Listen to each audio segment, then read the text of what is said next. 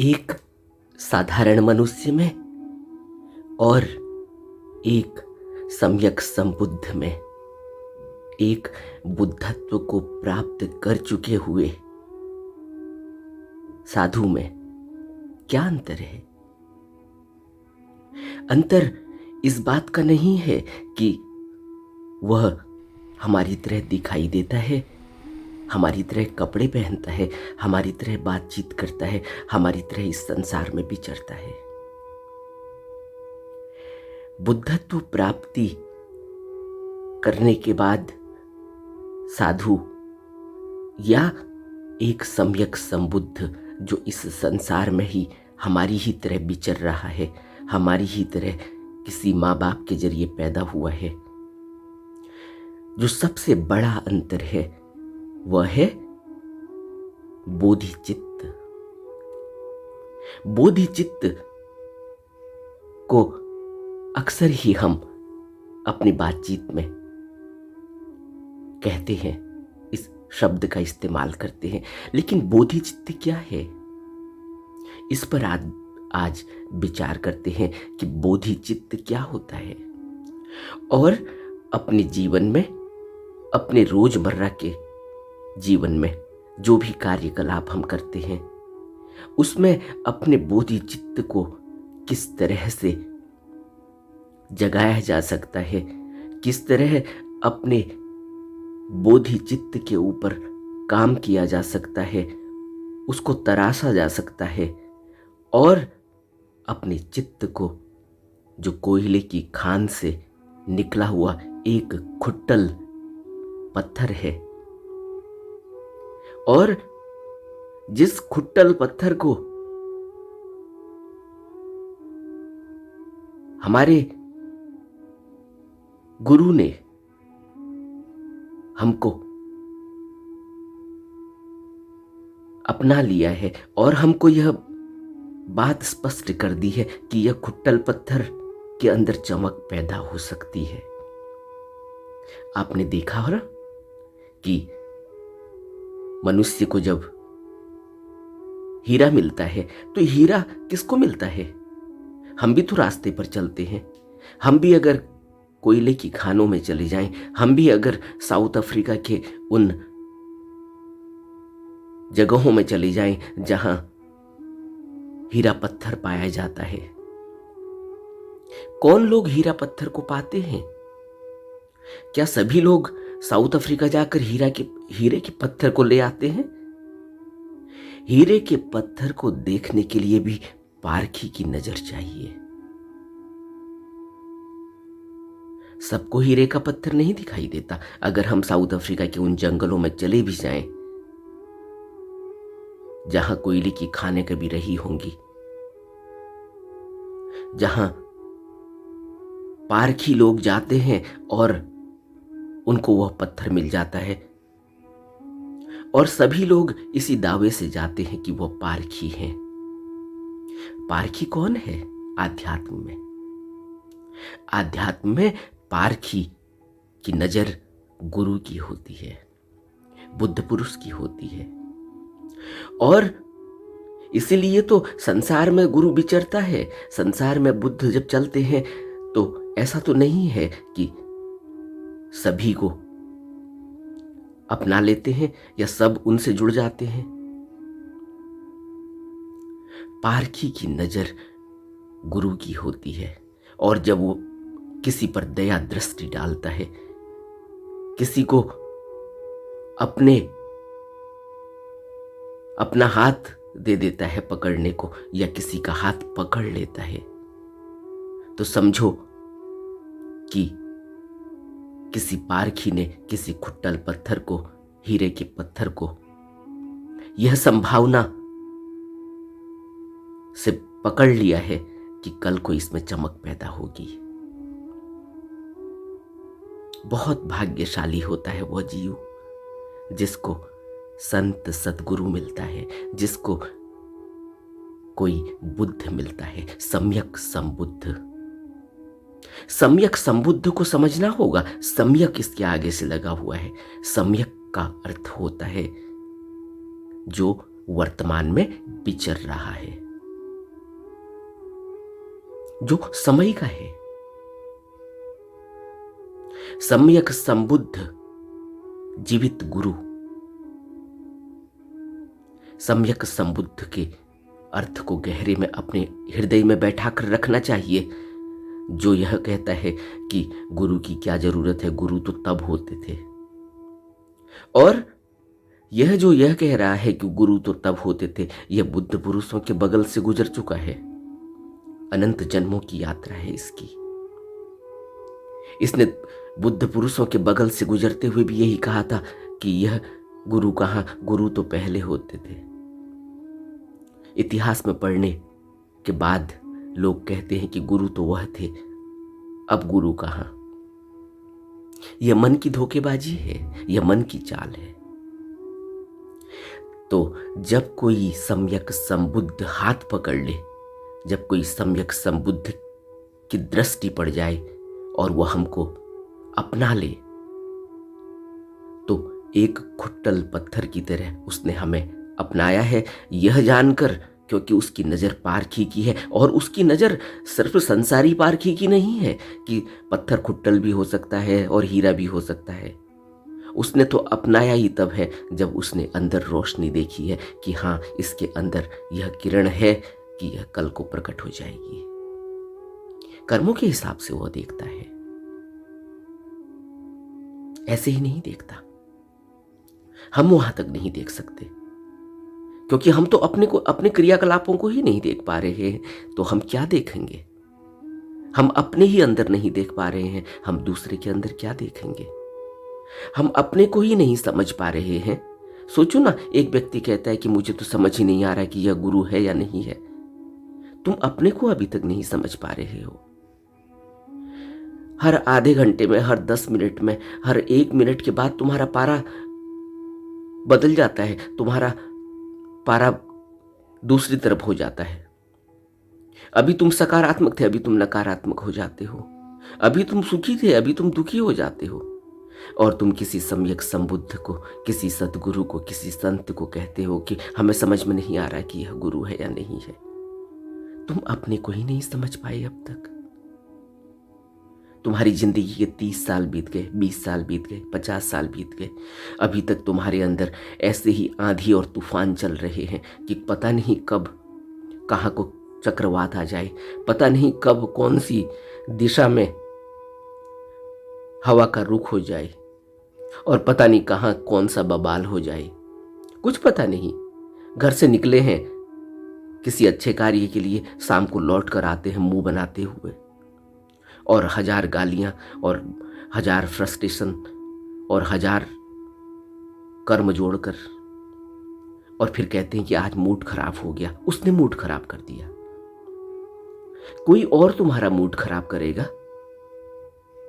किसी और के पास तुम्हारी चाबी है, फिर तुम्हारा अपना क्या है? जब हमारी चाबी किसी और के पास है और वो जब चाहे हमें ऑन कर दे, जब चाहे हमें ऑफ कर दे, तो फिर हमारा अस्तित्व है या नहीं? और जब हमारा कोई अस्तित्व ही नहीं है, तो फिर यह दौड़ भाग क्यों चल रही है?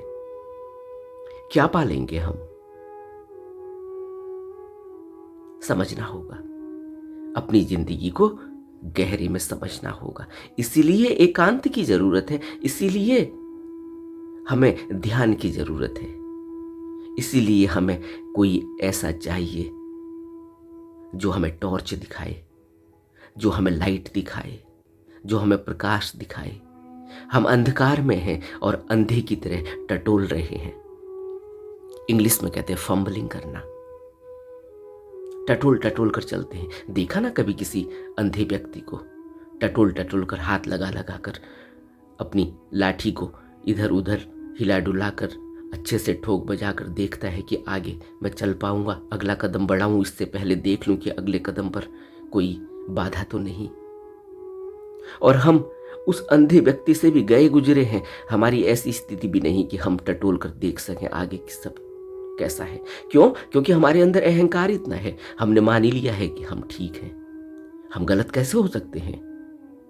हमने इतनी पढ़ाई की है। मेरे सर्टिफिकेट देखो, गोल्ड मेडलिस्ट हूं मैंने मास्टर किया है, मैंने प्रोफेशनल डिग्रियां ली हैं। और जीवन अंधकार में एक अंधे व्यक्ति की तरह, अंधे व्यक्ति से भी गया गुजरा। अंधे व्यक्ति तो टटोल टटोल कर चलता है क्योंकि उसे डर है कि वो गिर जाएगा, मुंह फूट जाएगा, दांत टूट जाएंगे। लेकिन हमारा अहंकार देखो।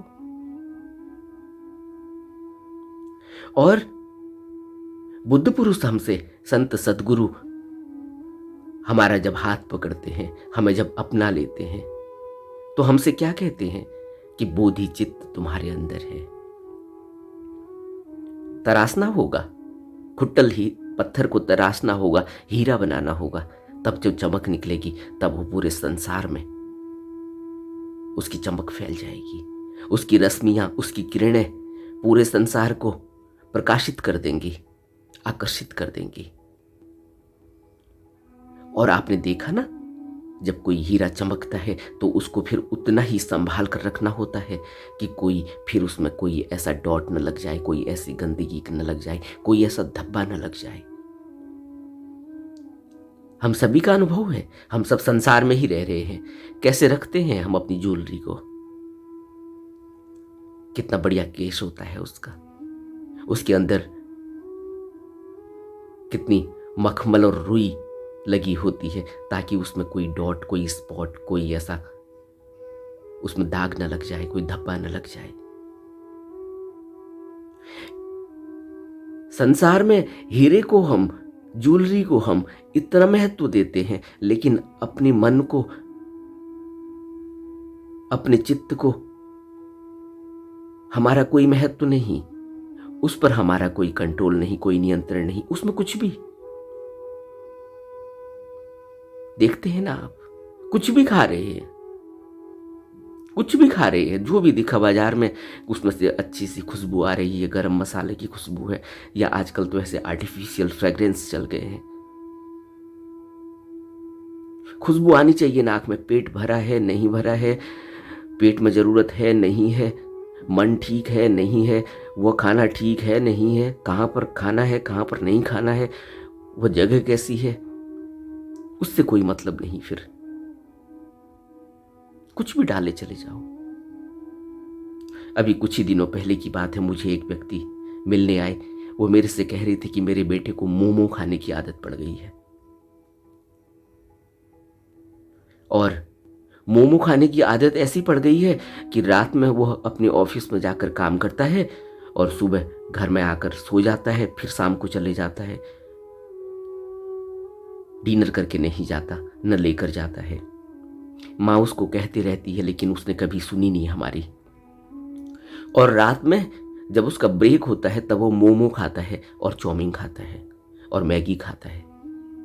मैगी, चाउमीन और मोमो खाते खाते टीसीएस में काम करता है। उन्होंने कहा रात की शिफ्ट लगती है।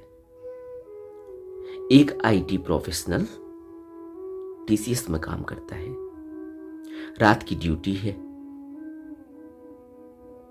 और खाता क्या है रात में? Momo, chow mein, Maggi, cold drink या हॉट कॉफी। 1 महीने तक उसने ऐसा किया।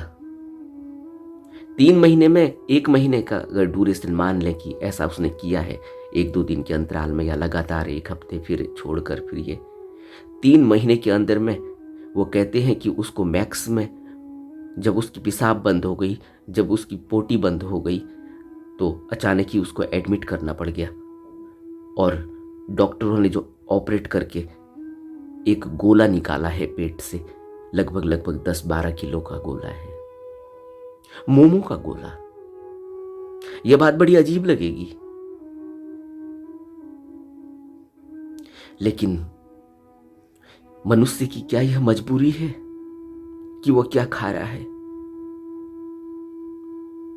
मैं नहीं समझता कि कोई मजबूरी है, क्योंकि जो व्यक्ति अकेले भी रहता है, अपने घर से दूर नौकरी में रह रहा है, वह भी अपने खाने का इंतजाम अपने हाथ से बनाना चाहता है। बाहर कब तक खाएगा? और बाहर खाएगा भी तो क्या खाएगा? लेकिन हमारा अपने ऊपर कोई कंट्रोल नहीं। बुद्ध ने अपनी समस्त शिक्षाओं में जहाँ जहाँ भी उपदेश दिए, जब जब भी उपदेश दिए, हमेशा ही कहा कि भिक्षु भोजन की मात्रा जानने वाला होता है। भिक्षु का भोजन पर नियंत्रण होता है। यह हमारा जीवन है और हम सब पढ़े लिखे हैं, इसलिए हमें समझना होगा कि हमारे अंदर चित्त कैसा है। हम बात कर रहे हैं बोधि चित्त की,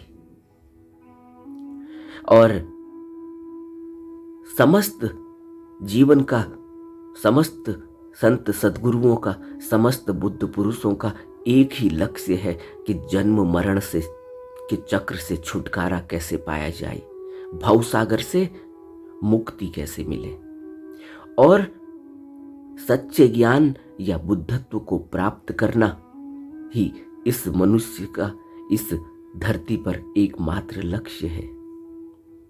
यह बुद्धों ने हमें शिक्षा दी और यह समझाया। और महायान में,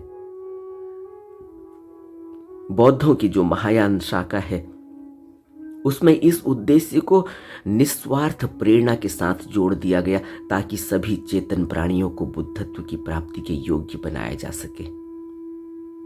यह निस्वार्थ प्रेरणा है महायान बौद्धों की।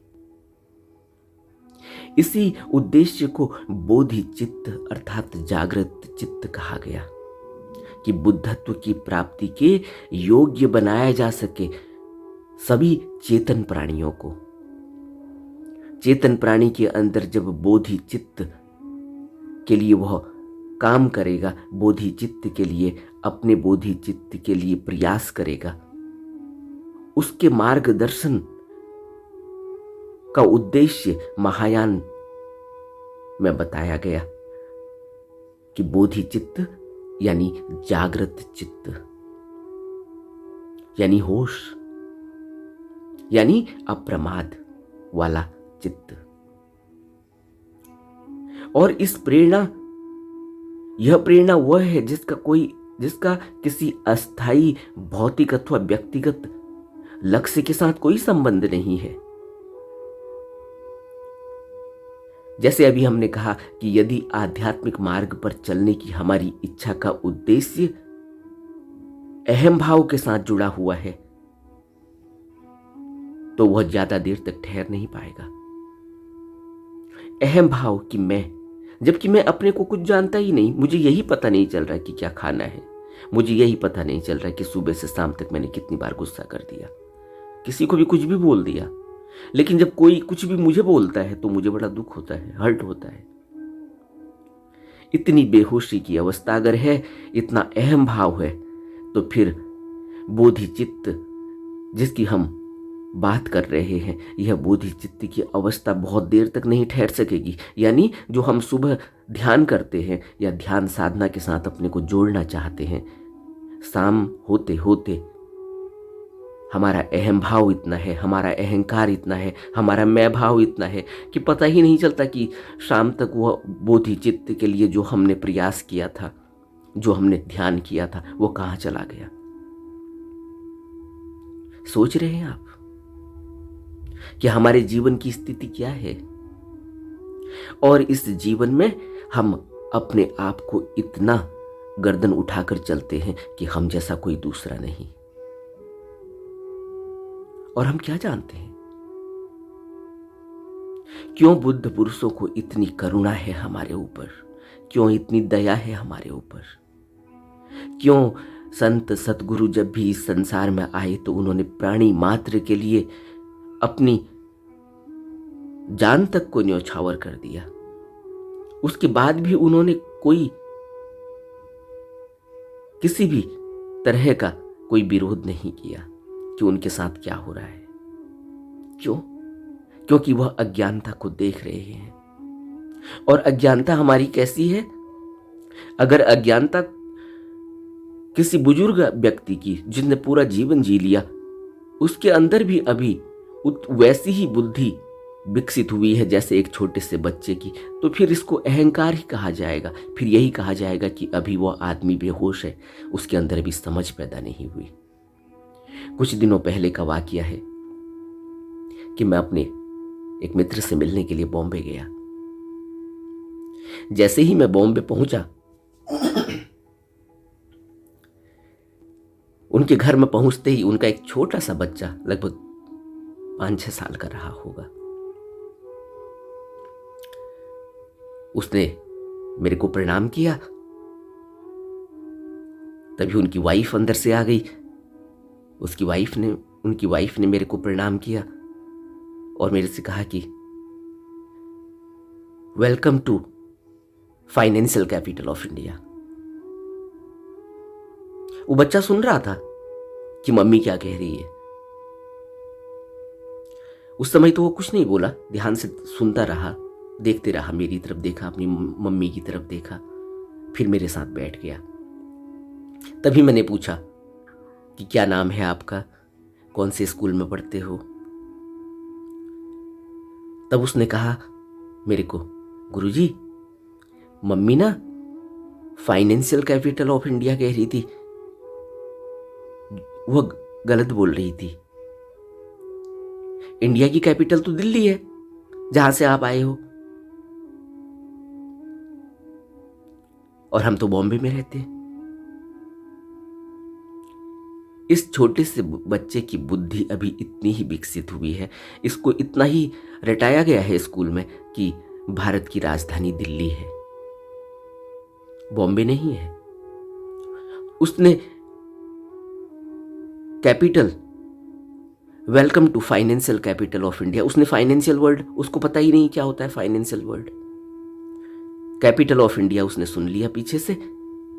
तो उसने, जब मम्मी चली गई अंदर पानी या चाय बनाने के लिए, तो उसने तुरंत मेरे से कहा, अब आप समझ रहे हैं, यह एक छोटा सा बच्चा है जिसको अभी ज्यादा ज्ञान नहीं है, लेकिन यह ज्ञान बाहर से हम इस तरह से ज्ञान लेते हैं और उस ज्ञान के सहारे हम इसी छोटे बच्चे की तरह पूरा जीवन बिताते हैं, बुढ़ापे तक, और कभी भी दिमाग नहीं लगा पाते, आधी अधूरी इंफॉर्मेशन लेते हैं। और आज तो गूगल में टाइप करने की ज़रूरत है, आपने कुछ भी एक शब्द डाला उसमें से इंफॉर्मेशन आ जाती है। हम उस इंफॉर्मेशन को सच समझ रहे हैं, हमने ले ली, उससे हमारा काम भी चल गया, नौकरी इसी तरह से चल रही है, इसी तरह से घर परिवार चल रहा है, पैसे आ रहे हैं, नौकरी चल रही है। लेकिन हम जिस ज्ञान की बात कर रहे हैं वह ज्ञान का इससे कुछ लेना देना नहीं। वह ज्ञान बोधि चित्त, जिसको बुद्ध कह रहे हैं कि जब हमारा चित्त, जिसके अंदर संभावना है बोधि चित्त की, जब वो बोधि चित्त हो जाएगा तो फिर हमें पता चलेगा कि असली ज्ञान क्या है। फिर हमें बाहर से कोई ज्ञान लेने की जरूरत नहीं है। फिर हमें बोधि चित्त, यानी हमारे अंदर वह किरण खुली है, वह किरण जगी है, जिसको बुद्ध ने आर्य अष्टांगिक मार्ग को हमें बताया कि इस संसार से मुक्त होने के लिए दुख से निरोध का उपाय आर्य अष्टांगिक मार्ग है। बोधिचित्त की प्राप्ति, बोधिचित्त यानी उस खुट्टल पत्थर को, उस पत्थर को जिसमें भी चमक नहीं है उसमें चमक लाने के लिए हमें आर्य अष्टांगिक मार्ग को फॉलो करना होगा। क्योंकि बुद्ध का दृष्टिकोण व्यवहारिक है। बुद्ध ने कभी भी कोई भी ऐसा अपनी शिक्षा में नहीं कहा जो कल्पनाओं में है, जो कहीं से इधर उधर से ऊपर की बात कही गई हो। बुद्ध का पूरा दर्शन, पूरी शिक्षा बहुत ही प्रैक्टिकल है, प्रैक्टिकल अप्रोच। उन्होंने कभी भी ऐसी मांग नहीं की और कोई भी ऐसी असंभव की अपेक्षा नहीं रखी। उन्होंने तो केवल यह उपदेश दिया कि मुक्ति प्राप्त करने तथा इसमें दूसरों की सहायता करने के लिए उनके शिष्यों को सच्ची लगन के साथ तत्पर रहना चाहिए। हमारा संकल्प ही मार्ग पर उन्नति का आधार है। यह एक बौद्ध गुरु कहते हैं कि हमारा संकल्प ही मार्ग की उन्नति का आधार है। यही बुद्ध ने भी कहा।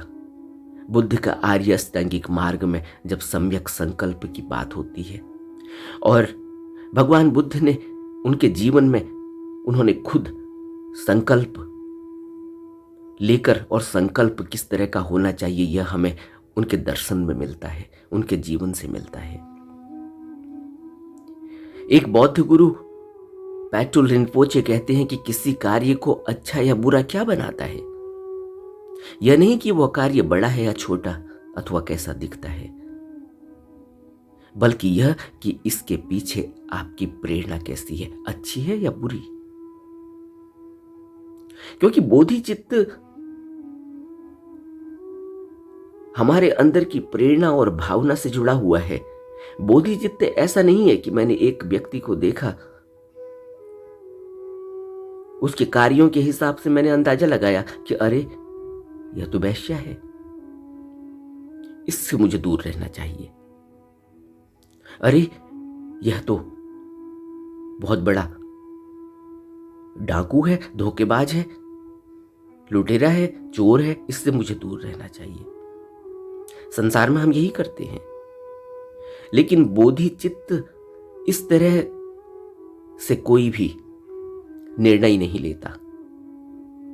हमने बुद्ध के जीवन को देखा है। बुद्ध ने आम्रपाली के साथ भी वही व्यवहार किया जो बुद्ध ने पूर्ण काश्यप के साथ किया। जो बुद्ध ने आनंद के साथ व्यवहार किया, वही बुद्ध ने अंगुलीमाल के साथ व्यवहार किया। बुद्ध की नजरों में किसी के प्रति कोई भाव नहीं कि यह अच्छा है या बुरा। क्यों? यही जिसको हमने अभी बात की कि हमें यह समझना होगा कि यह सीमित अहम भाव के साथ अगर उसका कोई कार्यकलाप जुड़ा हुआ है तो यह बहुत ही सीमित है, यह बहुत ही टेम्परेरी है, यह रहने वाला नहीं। आम्रपाली वैसे ही आम्रपाली नहीं रहेगी। आम्रपाली तो बुद्धत्व को भी प्राप्त हो जाएगी। उसके कार्यकलाप जैसे भी हो भला, अंगुलीमाल किसी भी तरह का हत्यारा हो भला, लेकिन उसके अंदर बुद्धत्व की संभावना है। यह बुद्ध तो अपनी नजरों से देख सकते हैं क्योंकि उनके अंदर बुद्धत्व खिला है, उनके अंदर बोधिचित्त है। हम नहीं देख सकते। इसलिए हमारा जब बोधिचित्त ही नहीं है, हमारे अंदर बोधिचित्त अभी जगह ही नहीं है तो सही, लेकिन बोधिचित्त जगह नहीं, अभी तो हमें पता ही नहीं है कि ज्ञान क्या है और अज्ञान क्या है। अभी तो हमारी स्थिति इस बच्चे की ही तरह है, आधी अधूरी, बाहर से पड़ी हुई, बाहर से ली गई इंफॉर्मेशन। हमारा अपना कोई भी एक्सपीरियंस नहीं, कोई अनुभव नहीं जीवन का या अंदर का आध्यात्मिक अनुभव। जीवन का अनुभव तो एक बार को हो भी जाएगा, लेकिन आध्यात्मिक अनुभव बहुत विशेष बात है। वह तो तराश कर हीरे बनने वाली बात है, जहां चमक पैदा हो गई। इसीलिए रिनपोचे कहते हैं कि ऐसा नहीं है कि कोई कार्य अच्छा है या बुरा है, कोई कार्य बड़ा है या छोटा है या कैसा दिखता है, उसके पीछे आपकी प्रेरणा कैसी है, अच्छी या बुरी। और बोधिचित्त कभी भी अच्छे या बुरे को नहीं देखता। उसके लिए अमरपाली में कोई भेद नहीं, उसके लिए कोई छोटा कोई बड़ा नहीं, कोई कम पढ़ा लिखा कोई ज्यादा पढ़ा लिखा नहीं। बोधिचित्त के लिए कोई धनी या कोई निर्धन नहीं। और हम क्या करते हैं जीवन में? हम जीवन में यह करते हैं कि किसी व्यक्ति ने, हमने सुना कि इस व्यक्ति ने किसी को धोखा दिया है, हम उससे बचेंगे, बचो इससे। ठीक है संसार में, लेकिन बोधिचित्त जिसके अंदर जगा उसको, या बोधिचित्त अगर हमने अपने अंदर जगाना है तो फिर हमें उस मनुष्य के, कुछ मनुष्यों को तो हम, चलो ठीक है, अगर हम संसार में रह रहे हैं और उस व्यक्ति से हमारा कोई लेना देना दूर दूर का है तो हम सोचेंगे कि इसके किस तरह से एक्टिविटीज हैं, उन एक्टिविटीज के हिसाब से हम उससे अपना रिश्ता बनाते हैं। लेकिन अगर घर में ही ऐसा हो जाए, अगर हमारी बहन की कुछ इस तरह की आदतें हों जो हमें पसंद नहीं, हमारे भाई की कुछ इस तरह की आदतें हों, हमारी माँ की, हमारे पिता की इस तरह की आदतें हों जो हमें पसंद नहीं है, जो अक्सर ही होता है घर में लड़ाई झगड़ा कलेश का कारण। लेकिन क्या वो व्यक्ति वैसा ही है? नहीं, वो व्यक्ति पल पल बदल रहा है।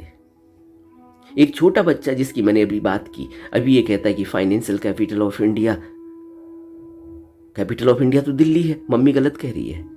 अब इस बच्चे का थोड़ा सा विकास होगा, अभी यह थोड़ा सा और इसके अंदर इसका दिमाग खुलेगा, इसका दायरा खुलेगा, तब ये ऐसा नहीं कहेगा कि मम्मी गलत कह रही थी। तब यह अपने को, अगर इसके अंदर थोड़ा सा विचार पैदा हुआ, तब यह अपने ऊपर अगर देख पाया तो कहेगा कि मैं गलत था, मैं इसी तरह से इतना ही क्यों सोचता हूँ, मैं पूरा मेरा दायरा क्यों नहीं खोला। यहीं से आदमी की सोच विकसित होती है। वो अपनी तरफ देखता है तो उसको पता चलता है कि वो अभी बहुत अधूरा है। लेकिन हमारा जीवन कैसा है, हम अपनी तरफ नहीं देखते। यह बच्चा तो नहीं देख पाएगा क्योंकि इसके अंदर तो अभी इस तरह का सेंस ही पैदा नहीं हुआ, लेकिन कल को हो सकता है कि जब इसको समझ आएगी तब ये कहेगा कि मैं गलत था, मम्मी ठीक थी। तब इसको अगर यह पता चले कि मम्मी के पास एक्सपीरियंस है जीवन का, इसलिए वो कह रही है, मेरे पास एक्सपीरियंस नहीं था, इसलिए मुझे थोड़ा सोच समझ कर और थोड़ा सा रुक कर विचार करना चाहिए हर बात पर। कुछ भी, कहीं भी अपना डिसीजन इतनी जल्दी नहीं देना चाहिए। लेकिन बच्चा ऐसा कर सकता है, उसे माफ किया जा सकता है। लेकिन हम पूरी जिंदगी ऐसा करते हैं क्यों? क्योंकि हम अपने को देख ही नहीं पा रहे कि मैं गलत हूँ। मेरा मानना यही है कि मेरी माँ गलत है, मेरे पिताजी गलत हैं, मेरा भाई गलत है, मेरी बहन गलत है, इस तरह की उनकी आदतें हैं, यह है वो है। पल पल जीवन बदल रहा है। इसीलिए वो कहते हैं कि यथावत रूप में देखना होगा। पूरी शिक्षा यही है बोधि चित्त को प्राप्त करने की, कि जो वस्तु जैसी है उसको उसी रूप में देखना, उसको यथावत रूप में देखना। ठीक है, अभी उसके अंदर उसी तरह का, उसके अंदर अभी उतना ही उसका दिमाग खुला हुआ है, अभी उसके अंदर उतना ही अनुभव है जीवन का। लेकिन ऐसा नहीं है कि वह व्यक्ति अगर अंगुलीमाल है तो फिर वो अंगुलीमाल ही रहेगा पूरे जीवन भर। हमने बुद्धि की गाथाओं में क्या सुना, क्या पढ़ा कि अंगुलीमाल है, लेकिन बुद्ध उसको अंगुलीमाल नहीं देखते, बुद्ध उसको हत्यारा नहीं देखते। यही फर्क है कि बुद्ध भी इस संसार में ही विचरते हैं, हम भी इस संसार में ही विचरते हैं। लेकिन बुद्ध को अंगुलीमाल दिखाई देता है, लेकिन हमें बुद्ध को अंगुलीमाल नहीं दिखाई देता, बुद्ध को हत्यारा नहीं दिखाई देता, लेकिन हमें हत्यारा दिखाई देता है। और इसीलिए हम कैटेगरी बनाते हैं, यह अच्छा, यह बुरा, यह बुरा, यह बुरा, यह नहीं करना, यह नहीं करना। क्यों? क्योंकि हमें समाज में रहना है। हमारी ट्रेनिंग बचपन से ऐसी है कि संगति ऐसी करनी चाहिए। वो ठीक है, क्योंकि अभी बच्चा कोमल है, उसको उस संगति के हिसाब से असर होता है। बच्चा क्या, बूढ़े बूढ़े को भी संगति का असर होता है। लेकिन जिस बोधि चित्त की हम बात कर रहे हैं कि बोधि चित्त को हमें जागृत करना होगा, और जागृत करने के लिए हमें यह प्रैक्टिस करनी होगी। अब जब हम इस मार्ग पर चले हैं, आध्यात्म के मार्ग पर, अपने बुद्धत्व प्राप्ति के मार्ग पर चले हैं, अष्टांगिक मार्ग को फॉलो कर रहे हैं, तो हमें बोधि चित्त की प्राप्ति के लिए प्रयास करना होगा। और बोधि चित्त को जगाने के लिए, प्राप्ति तो कहना ठीक नहीं, क्योंकि प्राप्ति क्या करनी, वो तो हमारे अंदर ही है बोधि चित्त। लेकिन उसको जगाने के लिए, उस खुट्टल पत्थर को हीरे की तरह उसके अंदर चमक, उसको तराशने के लिए हमें, जो हमारा जीवन है वो इस तरह का होना चाहिए, हमारे अंदर अभ्यास इस तरह का होना चाहिए कि जो जैसा है उसको वैसे ही देखना है। अगर हम पेड़ को देख रहे हैं तो उसको वैसे ही देखें। यह ज़ेन की प्रैक्टिस है एक, कि जो जैसा है उसको वैसे ही देखना। ऐसा नहीं कि वह व्यक्ति, अच्छा उसने तो मुझे कल गाली दी थी, आज वो तुम्हारे सामने आता है, तुम उससे मुंह फेरना शुरू कर देते हो। इससे हमें कभी बुद्धत्व उपलब्ध नहीं हो पाएगा। अगर हम इस मार्ग पर चल रहे हैं, अगर हम संसार में चल रहे हैं तो ठीक है, उसने गाली दी, हमने उसको इग्नोर कर दिया। लेकिन अगर हम बुद्धत्व के मार्ग पर चल रहे हैं तो इस बात का कोई फर्क नहीं पड़ता कि उसने गाली दी थी या नहीं दी थी। फर्क इस बात का पड़ता है कि मैंने अपने को उस प्लेटफॉर्म से कितना ऊपर उठा लिया है। मुझे उसकी गाली का असर नहीं होना चाहिए। क्यों? क्योंकि मैं अभ्यास कर रहा हूं। मुझे तो उसको वैसे ही देखना है जैसा वो है। वह बोधिचित्त उसके अंदर भी है, वह भी बुद्धत्व को प्राप्त हो सकता है। ठीक है, उसकी आज अभी उस जर्नी उतनी ही हुई है, उसका अभी जीवन उतना ही विकसित हुआ है, लेकिन क्या हम उसके हिसाब से चलेंगे तो फिर हमारा जीवन भी विकसित नहीं हो पाएगा। और बुद्धत्व की प्राप्ति, निर्वाण की प्राप्ति, सम्यक समाधि कभी भी ऐसे नहीं घटेगी कि हम जैसे दूसरा हमारे साथ व्यवहार कर रहा है या जैसे हम दूसरा को देख रहे हैं, अनुभव कर रहे हैं, हम उसके हिसाब से वैसा ही करेंगे। हमें तो अपने बोधि चित्त को तराशना है, साफ करना है। हमें दूसरे की बोधि चित्त को तराशना और साफ नहीं करना। हमारे से उसको फर्क पड़ सकता है, हमारी संगत से उसको असर हो सकता है, हमारे क्रियाकलापों से, हमारी एक्टिविटीज से उसको असर हो सकता है आध्यात्म का। लेकिन ऐसा नहीं है कि वो जो कर रहा है इसलिए वो खराब है, इसलिए उससे बचो। तो किस किस से बचेंगे? यहाँ किस किस से बचेंगे? यहाँ तो सभी खराब है। यहाँ तो कुछ ही जो भी संत सदगुरु हैं, जो भी बुद्ध पुरुष हैं, जो भी जिनका भी एवोल्यूशन हो गया है, जो उस मार्ग पर आगे बढ़ गए हैं, जो किसी बुद्धत्व की मार्ग पर, बुद्धत्व प्राप्ति के रास्ते पर हमसे बहुत आगे पहुंच गए हैं, उनको अगर छोड़ दें तो पूरा संसार तो ऐसे ही है। तो फिर हमारा भी विकास कैसे होगा? इसलिए हमें एक यह भी प्रैक्टिस करनी होगी अपने जीवन में कि जो जैसा है वो वैसा ही है, उसको उसी तरह से उसको बोधिचित्त समझना चाहिए। ऐसा नहीं कि वह बैस्या है तो वह अंगुलीमाल है, हत्यारा है तो वह जो है नीच है, और वह जो कसाई है और वह यह है, वो है। बुद्ध ने हमें यह प्रेरणा दी, बुद्ध ने हमें यह दर्शन दिया, बुद्ध ने हमें यह ज्ञान दिया, बुद्ध ने हमें यह शिक्षा दी, बुद्ध ने हमें यह करके दिखाया। अब कोई मुझसे कभी पूछता था कि भगवान बुद्ध ने प्रैक्टिस क्या करने को कहा है? अरे यही तो प्रैक्टिस है। तुम बोधिचित्त देखो, सब में, सबको जो जैसा है उसको वैसे ही देखो। तुम क्यों कहते हो यह गुलाब का पेड़ है और यह इसका पेड़ है, जैस्मिन का पेड़ है या यह चमेली का पेड़ है? तुम्हारा मन क्यों यह अंतर कर रहा है? अंतर करेगा तो फिर वो कहेगा मुझे चमेली की खुशबू अच्छी लगती है, मुझे गुलाब की खुशबू अच्छी नहीं लगती। तुम्हें अच्छी लगे या न लगे, ये बोधिचित्त नहीं है। बोधिचित्त तो की जब प्राप्ति होगी तो सब अच्छा ही है। फिर क्यों? सबके अंदर बोधिचित्त है, सब उसी ऊर्जा के स्रोत से आए हैं, सबके अंदर वही ऊर्जा बह रही है, सभी उस शून्य से निकल कर आए हैं, सभी ने उस शून्य में समा जाना है। तो फिर क्या अच्छा क्या बुरा? यही तो रिनपोचे कह रहे हैं यहां कि आपकी प्रेरणा कैसी है वह अच्छा या बुरा बनाती है। कार्य बड़ा या छोटा नहीं है, वो कैसा दिखता है वह अच्छा या बुरा नहीं है। हमारी अंदर की सोच, हमारी अंदर की भावना, हमारे अंदर बोधिचित्त कितना विकसित हुआ है, कितना तरासा गया है, यह अभ्यास हमें करना चाहिए।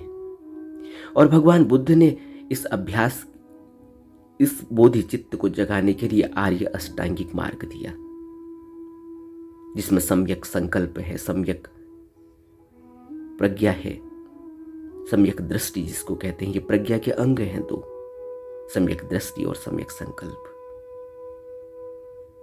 तो हमें बहुत अच्छी तरह से, गहरे से अभ्यास करना चाहिए। एक बाहरी अभ्यास से यह नहीं होने वाला।